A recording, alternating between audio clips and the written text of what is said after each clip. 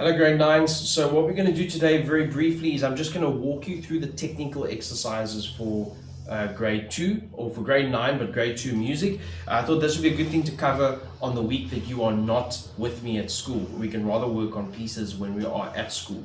So I'm just going to run through the first page. That's the 4 main exercises. And the thing about these technicals that's very important, if you forget about exams and stuff, the technicals that are on this page are incredibly useful for you beyond just an exam.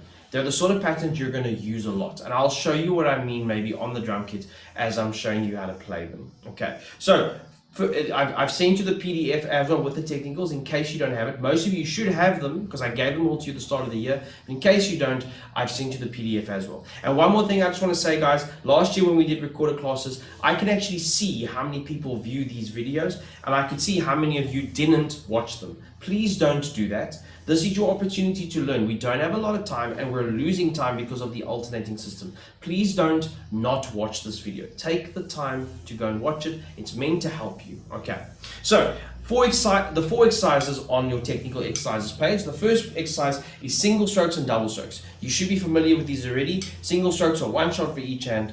Double strokes or 2 shots for each hand. The difference in this exercise is that your speed changes. So the first bar is just single strokes, but you play 4 quavers, 1 and 2 and then you play 8 semiquavers, 3E and a 4E and a. So you go 1 and 2 and 3E and a 4E and a. Then you do the same thing but with double strokes, 1 and 2 and 3E and a 4E and a. So the first half, the first bar is just right, left, single strokes. Second bar is double strokes. Let's play the whole thing. It goes like this. 1 and 2 and 3E and a 4E and a 1 and 2 and 3E and a 4E and a. That's how you play line 1. Now I'm playing it once to show you. You should try and play it 3 or 4 times in a row. Make sure that you're able to play it a few times smoothly. Why are these good for you to learn? The single strokes are great for drum rolls, that sort of thing. The double strokes are great for when you want to do very fast but quiet rolls. That sort of thing you'll use the double strokes for. So pause the video and take some time to practice the first exercise, then we'll go on to the second one.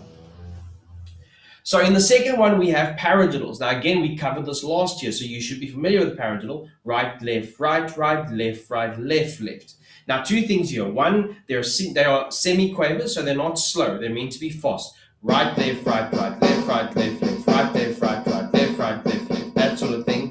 You'll also notice that above the first note of each group is like a sideways V. That's what's called an accent. The accent means that you need to play that first shot louder of each group. Now, you might not be able to do this immediately from the beginning. It might take a bit of practice to get there, but that's what you want to do. So instead of just going right, left, left, you actually want to go right, left, left, right, left. And the first shot is played louder. If I speed it up a bit, you get this. So that's kind of what you're looking for. But if you can't add the accents yet, then don't. Focus on getting the speed right. Right, left, left, and add the accents when you're more comfortable, even if that means it's a couple of weeks from now. So right, left, left, right, left. Take some time to practice that one and get nice and comfortable with him. Okay, our third exercise is the flam. Now, a flam is a power shot on the drums. It's when you play one drum with both sticks, but not quite at the same time, but so close together that it sounds like one shot. That sort of thing. So if I slow-mo what I'm doing, the one stick is landing just before the other one. And the reason for that is if they land at the same time, on an acoustic drum set, if you play the drum at exactly the same time, the 2 sound waves kind of fight each other. It's almost like 2 waves in the ocean. They cancel each other out. So you actually want to hit them just behind each other. But if it's too far apart, you get this. That sounds like 2 shots, right?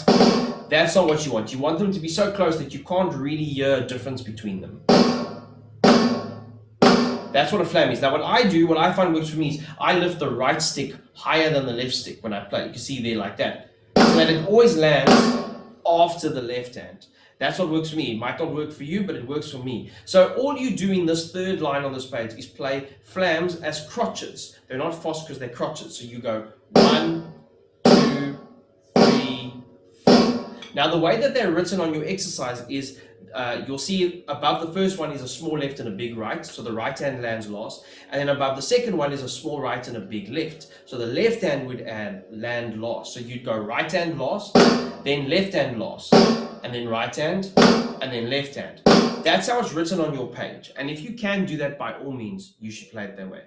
Realistically, most drummers don't do that. They have the one that they like, either the right hand coming down last or the left hand coming down last, and they tend to stick to that. For your exam, as long as you can get the right sound,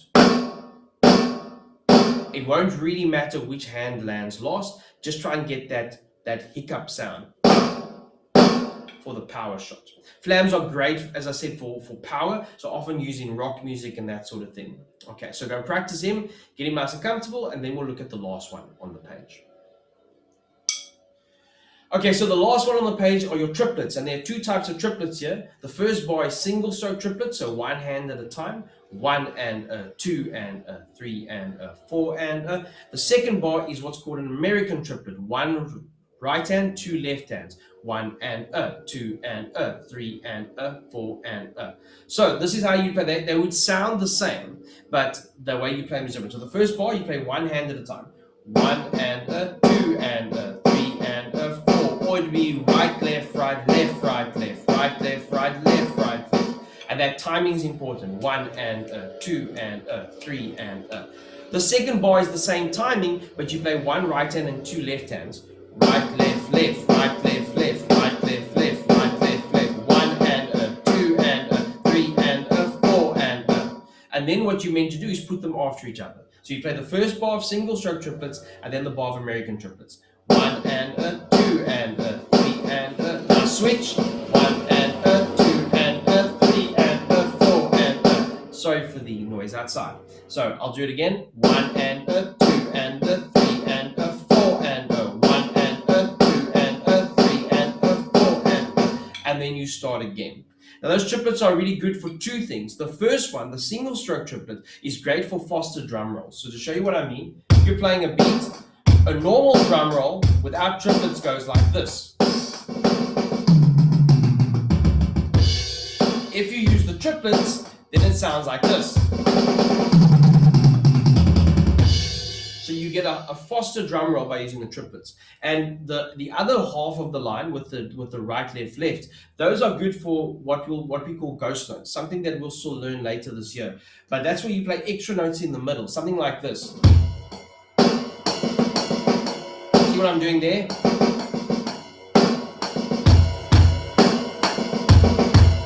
So very good for learning how to play something like that. Okay, so these rudiments, these technicals are very important, not just from the point of view of your exam. They're important from the point of view of teaching you to do things that you will do on the drums a lot. So take the time to practice them, and next week when I see you at school, we will check that they're okay, and then we can start working also on your pieces. Solo 4, most of you are working on, because that's our assessment piece for this term, but also the other ones we want to work on.